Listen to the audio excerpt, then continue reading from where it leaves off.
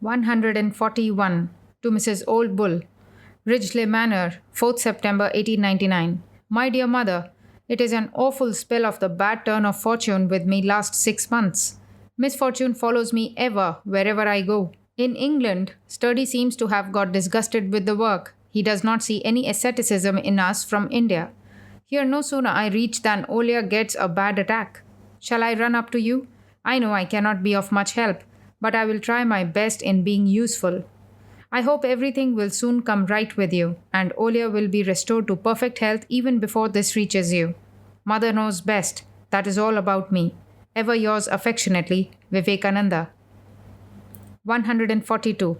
To Mr. E. T. Sturdy, Ridgely Manor, 14th September 1899. My dear Sturdy, I have simply been taking rest at the legates and doing nothing. Abhedananda is here. He has been working hard. He goes in a day or two to resume his work in different places for a month. After that, he comes to New York to work. I am trying to do something in the line you suggested, but don't know how far an account of the Hindus will be appreciated by the Western public when it comes from a Hindu. Mrs. Johnson is of opinion that no spiritual person ought to be ill. It also seems to her now that my smoking is sinful, etc., etc. That was Miss Muller's reason for leaving me, my illness. They may be perfectly right, for aught I know, and you too. But I am what I am. In India, the same defects plus eating with Europeans have been taken exception to by many. I was driven out of a private temple by the owners for eating with Europeans. I wish I were malleable enough to be molded into whatever one desired, but unfortunately I never saw a man who could satisfy everyone. Nor can anyone who has to go to different places possibly satisfy all. When I first came to America, they ill-treated me if I had not trousers on. Next I was forced to wear cuffs and collars, else they would not touch me, etc., etc. They thought me awfully funny if I did not eat what they offered, etc., etc. In India, the moment I landed, they made me shave my head and wear kaupin, loincloth, with the result that I got diabetes, etc. Saradananda never gave up his underwear. This saved his life, with just a touch of rheumatism and much comment from our people. Of course, it is my karma, and I am glad that it is so. For though it smarts for the time, it is another great experience of life, which will be useful either in this or in the next. As for me, I am always in the midst of ebbs and flows. I knew it always and preached always that every bit of pleasure will bring its quota of pain, if not with compound interest. I have a good deal of love given to me by the world. I deserve a good deal of hatred therefore. I am glad it is so, as it proves my theory of every wave having its corresponding dip on my own person. As for me, I stick to my nature and principle. Once a friend, always a friend. Also, the true Indian principle of looking subjectively for the cause of the objective. I am sure that the fault is mine, and mine only, for every wave of dislike and hatred that I get. It could not be otherwise. Thanking you and Mrs. Johnson for thus calling me once more to the internal. I remain as ever with love and blessings. Vivekananda. 143.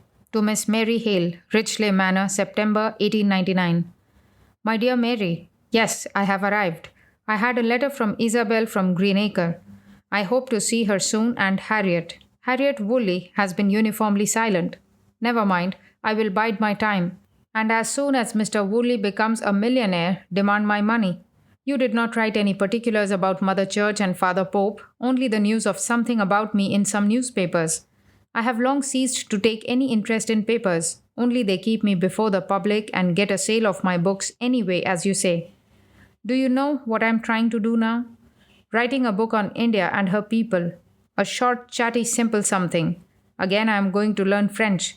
If I fail to do it this year, I cannot do the Paris exposition next year properly. Well, I expect to learn much French here, where even the servants talk it. You never saw Mrs. Leggett, did you? She is simply grand. I am going to Paris next year as their guest, as I did the first time. I have now got a monastery on the Ganga for the teaching of philosophy and comparative religion and a center of work. What have you been doing all this time? Reading? Writing? You did not do anything. You could have written lots by this time, even if you had taught me French, and I would be quite a froggy now, and you did not, only made me talk nonsense. You never went to Greenacre. I hope it is getting strength every year. Say you 24 feet and 600 pounds of Christian Science, you could not pull me up with your treatments. I am losing much faith in your healing powers. Where is Sam? Bewailing all this time as he could. Bless his heart, such a noble boy. I was growing grey fast, but somehow it got checked. I am sorry, only a few grey hairs now. A research will unearth many though. I like it and am going to cultivate a long white goatee. Mother Church and Father Pope were having a fine time on the continent. I saw a bit on my way home. And you have been Cinderellaing in Chicago. Good for you. Persuade the old folks to go to Paris next year and take you along. There must be wonderful sights to see. The French are making a last great struggle, they say, before closing business. Well, you did not write me long. You do not deserve this letter, but I am so good, you know, especially as death is drawing near. I do not want to quarrel with anyone. I am dying to see Isabel and Harriet. I hope they have got a great supply of healing power at Greenacre Inn and will help me out of my present fall. In my days, the inn was well stored with spiritual food and less of material stuff. Do you know anything of osteopathy? Here is one in New York working wonders really. I am going to have my bones searched by him in a week. Where is Miss Howe? She is such a noble soul, such a friend. By the by, Mary, it is curious your family, Mother Church and her clergy, both monastic and secular, have made more impression on me than any family I know of. Lord bless you ever and ever. I am taking rest now, and the legates are so kind. I feel perfectly at home. I intend to go to New York to see the Dewey procession. I have not seen my friends there. Write me all about yourselves. I so long to hear. You know Jojo, of course. I marred their visit to India with my constant breakdowns, and they were so good, so forgiving. For years, Mrs. Bull and she have been my guardian angels. Mrs. Bull is expected here next week. She would have been here before this, but her daughter Olia had a spell of illness. She suffered much, but is now out of danger. Mrs. Bull has taken one of Legate's cottages here, and if the cold weather does not set in faster than usual, we are going to have a delightful month here even now. The place is so beautiful, well wooded and perfect lawns. I tried to play golf the other day. I do not think it difficult at all, only it requires good practice. You never went to Philadelphia to visit your golfing friends? What are your plans? What do you intend to do the rest of your life? Have you thought out any work? Write me a long letter, will you? I saw a lady in the streets of Naples as I was passing, going along with 3 others, must be Americans. So like you that I was almost going to speak to her. When I came near, I saw my mistake. Goodbye for the present. Write sharp. Ever your affectionate brother, Vivekananda. 144. To Miss Mary Hale, Richley Manor, 3rd October 1899. My dear Mary, thanks for your very kind words. I am much better now and growing so every day. Mrs. Bull and her daughter are expected today or tomorrow. We hope thus to have another spell of good time. You are having yours all the time, of course. I am glad you are going to Philadelphia, but not so much now as then, when the millionaire was on the horizon. With all love, ever your affectionate brother, Vivekananda. 145. To Miss Mary Hale, Richley Manor, 30th October 1899. My dear optimist, I received your letter and am thankful that something has come to force optimistic laissez-faire into action. Your questions have tapped the very source of pessimism, however. British rule in modern India has only one redeeming feature, though unconscious. It has brought India out once more on the stage of the world. It has forced upon it the contact of the outside world. If it had been done with an eye to the good of the people concerned, as circumstances favored Japan with, the results could have been more wonderful for India. No good can be done when the main idea is blood-sucking. On the whole, the old regime was better for the people, as it did not take away everything they had, and there was some justice, some liberty.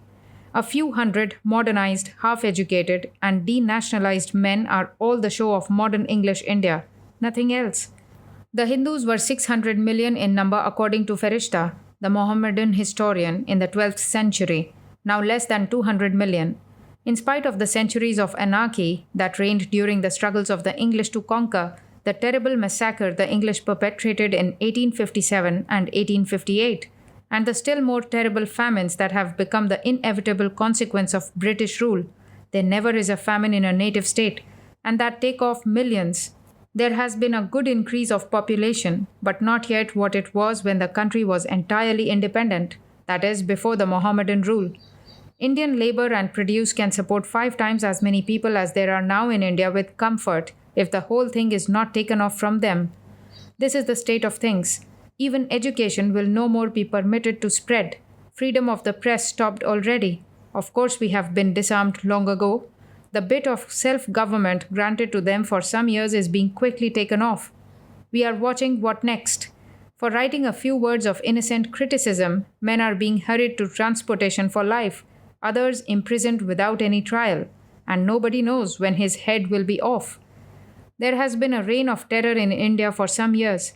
English soldiers are killing our men and outraging our women, only to be sent home with passage and pension at our expense. We are in a terrible gloom. Where is the Lord? Mary, you can afford to be optimistic. Can I? Suppose you simply publish this letter. The law just passed in India will allow the English government in India to drag me from here to India and kill me without trial. And I know all your Christian governments will only rejoice because we are heathens. Shall I also go to sleep and become optimistic? Nero was the greatest optimistic person. They don't think it worthwhile to write these terrible things as news items even. If necessary, the news agent of Reuters gives the exactly opposite news fabricated to order. Heathen murdering is only a legitimate pastime for the Christians. Your missionaries go to preach God and dare not speak a word of truth for fear of the English, who will kick them out the next day. All property and lands granted by the previous governments for supporting education have been swallowed up, and the present government spends even less than Russia in education. And what education? The least show of originality is throttled. Mary, it is hopeless with us unless there really is a God who is the Father of all, who is not afraid of the strong to protect the weak, and who is not bribed by wealth. Is there such a God? Time will show.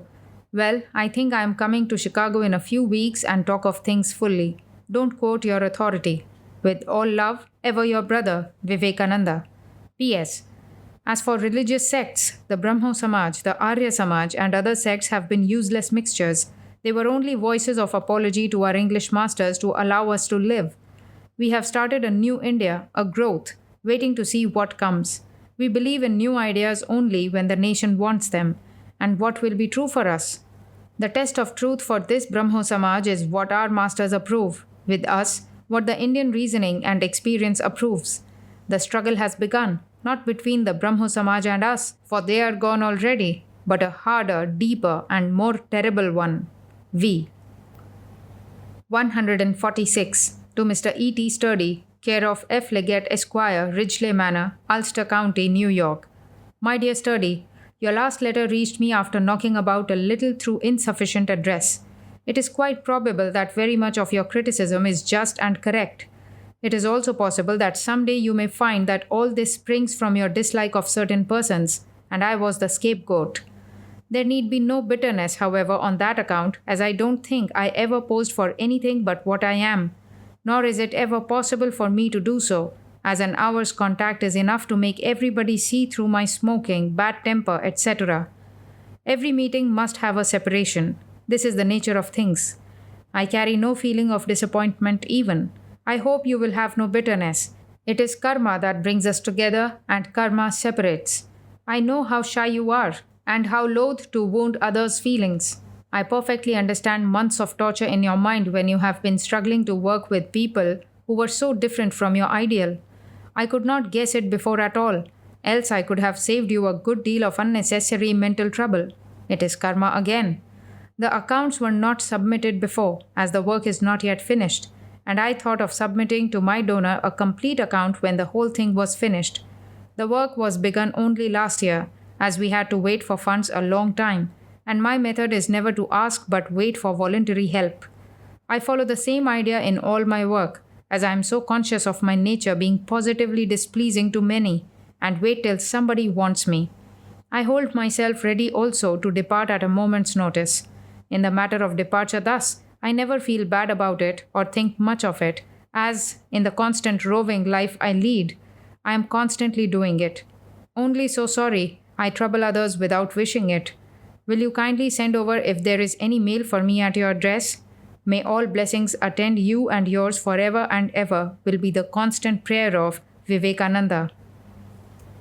147 to Mrs. Old Bull, care of E. Guernsey, M.D., The Madrid, 180 West 59, 15th November 1899. My dear Mrs. Bull, after all, I decide to come to Cambridge just now. I must finish the stories I began. The first one I don't think was given back to me by Margot. My clothes will be ready the day after tomorrow, and then I shall be ready to start. Only my fear is it will be for the whole winter a place for becoming nervous and not for quieting of nerves, with constant parties and lectures. Well, perhaps you can give me a room somewhere where I can hide myself from all the goings-on in the place. Again, I am so nervous of going to a place where indirectly the Indian mutt will be. The very name of these mutt people is enough to frighten me, and they are determined to kill with these letters, etc. Anyhow, I come as soon as I have my clothes, this week. You need not come to New York for my sake. If you have business of your own, that is another matter. I had a very kind invitation from Mrs. Wheeler of Montclair. Before I start for Boston, I will have a turn-in Montclair for a few hours at least. I'm much better and I'm all right. Nothing the matter with me except my worry, and now I am sure to throw that all overboard. Only one thing I want, and I am afraid I cannot get it of you. There should be no communication about me in your letters to India, even indirect. I want to hide for a time or for all time. How I curse the day that brought me celebrity. With all love, Vivekananda.